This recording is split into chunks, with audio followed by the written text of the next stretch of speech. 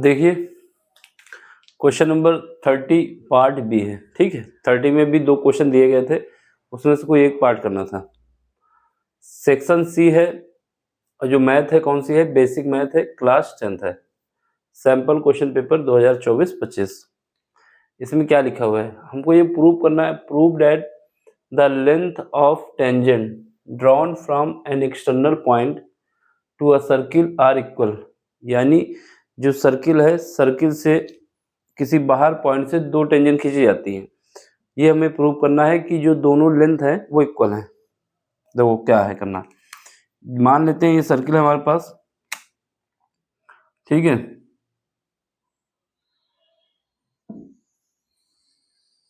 ये सर्किल है, ठीक। यहाँ पर कोई एक एक्सटर्नल पॉइंट है। कौन सा पॉइंट है, एक्सटर्नल। एक्सटर्नल का मतलब होता है बाहर पॉइंट है, ठीक। एक्सटर्नल पॉइंट, एक्सटर्नल पॉइंट को मान लेते हैं P। सर्किल का सेंटर जो है वो क्या है, सेंटर O है, ठीक। ये बात याद रखना, जब भी सर्किल से कोई एक्सटर्नल पॉइंट होता है तो उससे 2 टेंजेंट खींची जा सकती हैं, ठीक। तो एक टेंजेंट हमारी क्या हो जाएगी, एक टेंजेंट हम मान लेते हैं, ये सीधी खींचना आप। एक टेंजेंट ये है, ये मान लेते हैं ये पॉइंट ए पे टच कर रही है। दूसरी टेंजेंट क्या है, दूसरी टेंजेंट ये है, ठीक। ये मान लेते हैं पॉइंट बी पे टच कर रही है, ठीक है। अब हमसे कह रहा है कि पी ए और पी बी दोनों इक्वल हैं, ये हमें प्रूव करना है, ठीक है। सोल्यूशन में लिखो, प्रूव क्या करना है, प्रूव करना है P A is equal to P B है, ये हमें प्रूव करना है। ये क्वेश्चन एक मान लेते हैं, यही हमको प्रूव करना है, समझ गए। क्वेश्चन ने बोला है कि अगर एक्सटर्नल पॉइंट से किसी सर्किल पे 2 टेंजेंट खींची जाती हैं, हमको मालूम होना चाहिए 2 टेंजेंट खींची गई हैं तो वहाँ पर पी ए और पी बी इक्वल होना चाहिए, ठीक। अब देखो ये हमारा सर्किल है, सर्किल का सेंटर है, सेंटर से एक लाइन खींचते हैं, ठीक है। सेंटर से एक लाइन खींचते हैं जो इस पे बी पे मिलती है, सेंटर से एक लाइन खींचते हैं जो बी पे मिलती है। तो याद रखना जो लाइन खींची गई है वो रेडियस होती है, क्या होती है, रेडियस। हमेशा जिस पॉइंट पे टेंजेंट का कांटेक्ट होता है सर्किल से, उस पॉइंट से और सेंटर से जो लाइन खींची जाती है वो रेडियस होती है, ठीक है। दूसरा देखो ये जो पॉइंट है ये भी सेंटर से पॉइंट ए पे लाइन खींची गई है, इसको भी रेडियस कहेंगे, ठीक है। ये भी रेडियस है और ये भी रेडियस है, ठीक। अब हमारे पास क्या है, जैसा क्वेश्चन ने बोला है उसके बिहाफ पे हमें पी ए और पी बी प्रूव करना है, ठीक। तो हम क्या कर सकते हैं, एक लाइन खींचते हैं, जो पॉइंट बी में जो एंगल होगा, जो पॉइंट पी में एंगल होगा उसको बाइसेक्ट करे और वो सेंटर से पास हो। तो एक लाइन ये खींच देंगे जो कि सेंटर से पास होगी, ठीक। ये ओ जो है हम इस तरफ बना देते हैं, सेंटर का ओ है।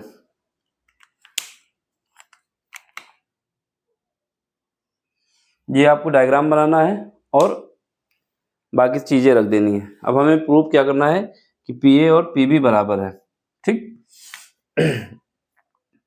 इन दोनों को मिलाना चाहे तो मिला लें, लेकिन यहाँ मिलाने से कोई काम नहीं है। तब सबसे पहले देखो ट्राइंगल कौन सा, पी ए ओ। एक बात याद रखना, जहां पर टेंजेंट और रेडियस आपस में मिलती हैं वो एंगल कौन सा होता है, 90 डिग्री। यानी ये वाला जो एंगल है वो 90 डिग्री का है, ठीक है। सेम बात यहाँ पर भी अप्लाई होती है, जहाँ पर रेडियस और टेंजेंट का कांटेक्ट होता है वो एंगल कितना होता है, 90 डिग्री का। तो ये 90 है, इधर वाला भी 90 होगा, ठीक। ये हमें पता होना चाहिए। अब हमें क्या करना है, ट्राइंगल पी ए ओ, इसमें क्या यूज करना है, पाइथागोरस थ्योरम। और दूसरा ट्राइंगल पी बी ओ, इसमें भी पाइथागोरस थ्योरम यूज करना है।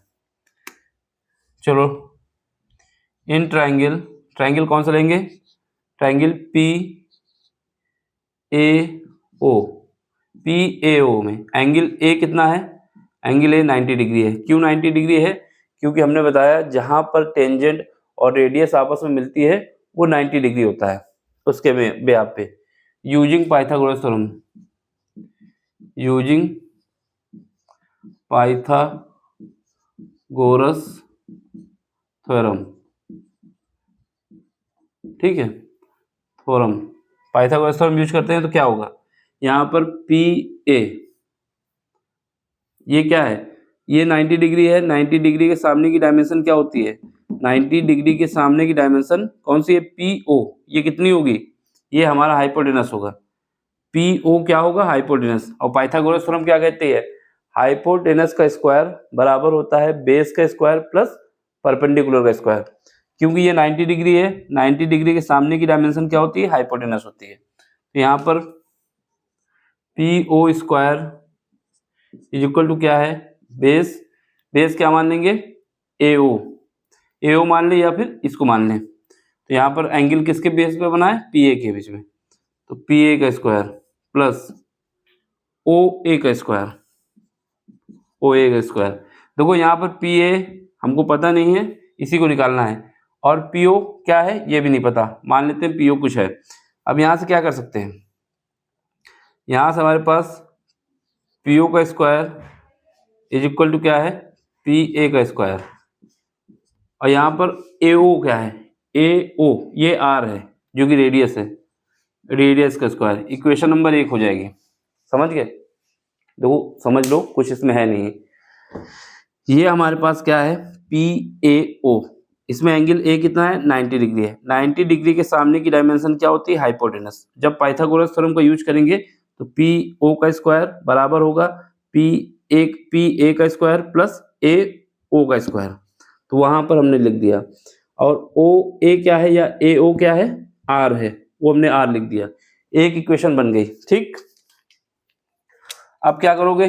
दूसरा ट्रायंगल, इन ट्रायंगल, कौन सा ट्रायंगल है? देखो ट्रायंगल यूज करेंगे पी ए ओ, नीचे वाला ट्रायंगल। पी ए क्या है? P B O, P B O, P B O, ठीक है। इसमें क्या करेंगे? यूजिंग एंगल, इसमें बी, एंगल बी कितना है? 90 डिग्री। वहां पर कितना था? वहां पर हमारे पास एंगल था कौन सा? ये 90 डिग्री है। वहां पर एंगल था ये 90 डिग्री, यहाँ पर भी 90 डिग्री है। यहाँ पर भी यूज करोगे Pythagoras theorem, Pythagoras,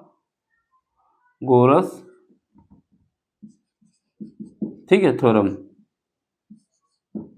Pythagoras theorem use करोगे तो यहाँ पे क्या आएगा? यहाँ पर ये 90 डिग्री है तो इसके सामने की क्या हो जाएगी?